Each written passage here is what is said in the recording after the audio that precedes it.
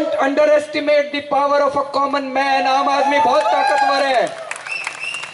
ये वंदना नहीं जीती थी, राखी बिड़ला नहीं जीती थी, दिल्ली के लोग जीते थे। दिल्ली के लोगों ने तय कर लिया था इस बार बीजेपी और कांग्रेस को हराना है।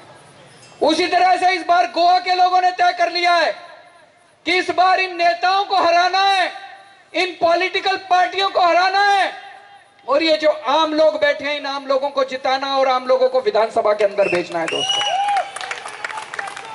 ये जितने कैंडिडेट्स हैं एक को छांट के चुना है हम लोगों ने।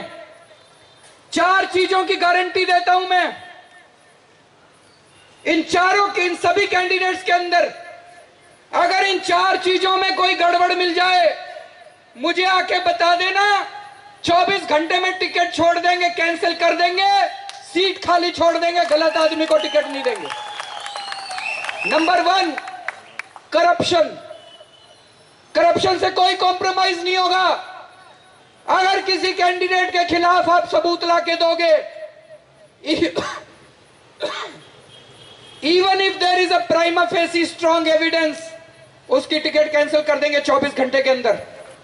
कैरेक्टर, अगर किसी के कैरेक्टर पे दाग है उसको बख्शेंगे नहीं, उसकी टिकट कैंसिल कर देंगे। क्राइम, अगर कोई किसी हीनस क्राइम में इन्वॉल्व है उसको बख्शेंगे नहीं, उसकी टिकट कैंसिल कर देंगे।